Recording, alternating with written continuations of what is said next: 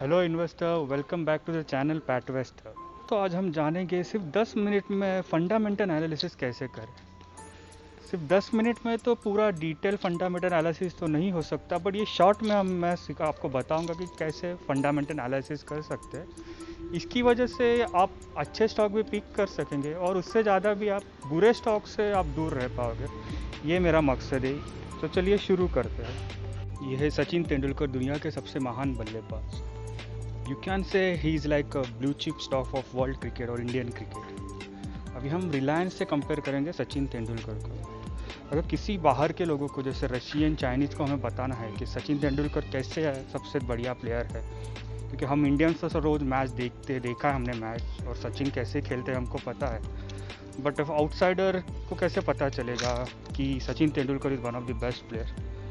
तो वो उनको हम कुछ सचिन तेंदुलकर की पास्ट इनिंग के पूरा रिकॉर्ड दिखाएंगे। So that is called the fundamental analysis. अगर आप यहाँ पे देखेंगे तो सचिन तेंदुलकर ने ऑलमोस्ट 200 मैचेस खेले हैं, टेस्ट क्रिकेट की बात कर रहा हूँ, और 15,000 से ज़्यादा रन बना है with 68 50s and 5100। And best score है इनका 248 एंड एवरेज है 53.7। तो सिमिलर वे हम लोग को भी कंपनी को एनालिसिस करना पड़ता है, जैसे कि कुछ other factor like market cap, return on capital employed, profit after tax, तो कुछ फैक्टर्स हैं। तो हम अभी कंपनी के क्या फैक्टर्स हैं जो हमें स्टडी करने पड़ेंगे वो मैं आपको बताता हूँ। फैक्टर्स मैंने जो पॉइंट आउट किए हैं which is necessary for fundamental analysis. तो इसमें सबसे पहले आता है market cap. So according to market cap, companies are divided into three segments like large cap, small cap, mid cap and micro cap. अगर आप लार्ज कैप कंपनी में जाते हो so that are little risk free, and अगर small cap micro cap में जाते हैं तो थोड़ा रिस्क उसमें ज़्यादा होता है। तो आपको, if you are a beginner, आप हमेशा लार्ज कैप में ही काम करेंगे। That will be good as पर रिस्क टेकिंग एबिलिटी। उसके बाद नेक्स्ट पॉइंट आता है ROC। ROC stands as a return on capital employed. इसका ये मतलब है after equity, after listing IPO in the market, उसके बाद अगर कंपनी ने कोई भी फंड्स उठाया मार्केट से, तो वो टोटल फंड्स मिला के कितना रिटर्न कंपनी ने अभी तक जनरेट किया है, that is calculated as a ROC, that is return on capital employed. Generally return on capital employed should be more than 15%। तो वो कंपनी को काफ़ी अच्छा, मतलब रिटर्न ऑन कैपिटल एम्प्लॉयड माना जाता है। 15% इज़ लाइक मैंडेट। देन उसके बाद हम बात करेंगे return on equity. Return on equity is like जो प्रमोटर है, फाउंडर है, उन्होंने जो इक्विटी रेज की थी at the beginning of a company, उस पर टोटल कितना रिटर्न कंपनी ने जनरेट किया है। Ideally this should be also more than 15%। इसमें फ़र्क होता है ROC एंड ROE में। Your debts are not calculated in ROE। ROC में आपके जो डेप्ट्स है, आपने जो फंड्स रेज किए हैं, दैट ही उन पर रिटर्न कैलकुलेट किया जाता है। And return on equity is a purely capital which is raise by the owners on the promoter of the company. इसके बाद सबसे इम्पोर्टेंट फैक्टर आता है डेप्ट एंड NPA। तो ये NPA कैलकुलेट होता है बैंक्स और NBFC के लिए। सो ये जो दोनों भी है, दैट इज डेप्ट and NPA should be minimum. This show that a company is doing a good job and उनको ज़्यादा फंड्स की ज़रूरत नहीं है, and without raising any extra fund they can make a good profit. जो अगर आप कोई भी फंडामेंटल एनालिसिस करते हैं, so this should be first criteria कि कंपनी डेप फ्री है, या अगर बैंकिंग एंड NBFC के स्टॉक देख रहे हैं तो NPA should be less than 1%।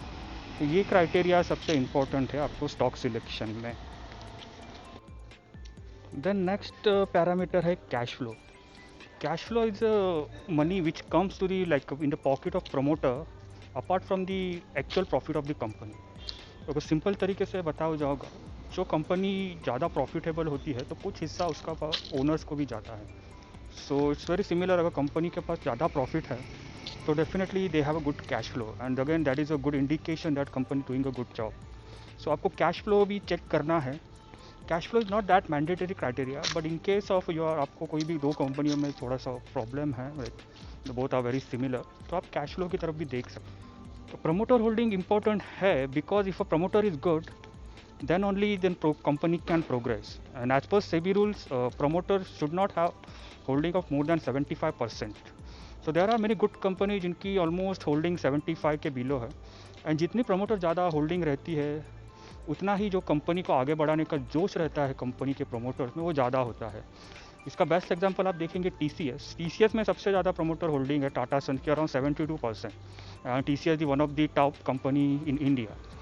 So promoter holding अच्छी होना is also good criteria to for fundamental analysis. Then next important criteria is EPS, that is earning per share. So total company ने per share कितना earn किया है for their share holders and for promoters, that is measured by the EPS. Higher the EPS, the higher the company value and higher the returns for the shareholders.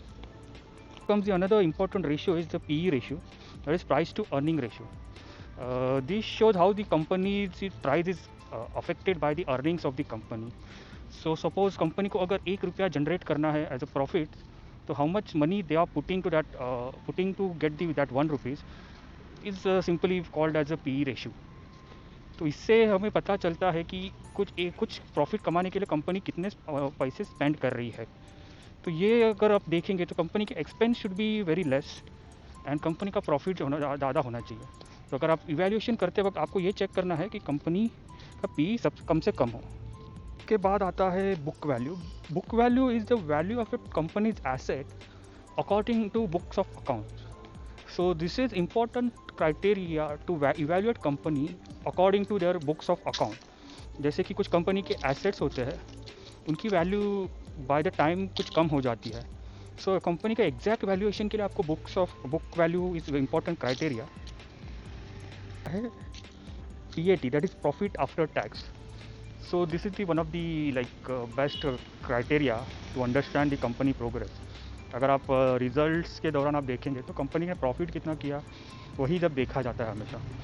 सो ये सबसे important criteria है and आपको profit हमेशा company के previously quarters and year on year basis पे evaluate करना है। सो उससे आपको कंपनी का परफॉर्मेंस पता चलता है। Comes the another important criteria that is called reserve. Reserves का मतलब ये होता है कंपनी कुछ फंड्स रखती है हमेशा अपने पास फॉर सम इमरजेंसी और for like more critical acquisition in the future. So the more the reserves, more the company, you can say company काफ़ी secure है and they can use this reserve cash for their emergencies as well as for some acquisition. तो अगर ये भी काफ़ी अच्छा आप देखेंगे कुछ IT कंपनी में काफ़ी ज़्यादा होता है। अगर आप TCS की बात करेंगे तो अराउंड 85,000 करोड़ का उनके पास रिजर्व्स है and that is again a good criteria to जज द कंपनी। तो reserve should be higher in order to evaluate the company. Comes the another important criteria, that is PEG ratio. PEG ratio shows the relationship between profit earned by the company and the growth. Generally अगर ये आपको evaluate करना है so this should be more than like 1% or it should be at least a positive. If PEG is negative or a very low, this shows that company is not doing well. So आपको ये criteria ध्यान में रखना है कि it should be at least a positive or at least showing a value of more than 1. So I have explained you all the major important criteria which are basic for the fundamental analysis.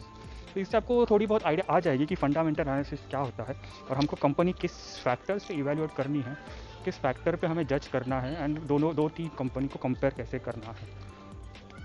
So that was my efforts to like आपको मैं समझा पाऊँ कि मैं कैसे fundamental analysis करता हूँ short में एंड मैं कंपनी कैसे सिलेक्ट करता हूँ। तो ये सभी फैक्टर्स देख के ही मैं कंपनी एनालिसिस करता हूँ।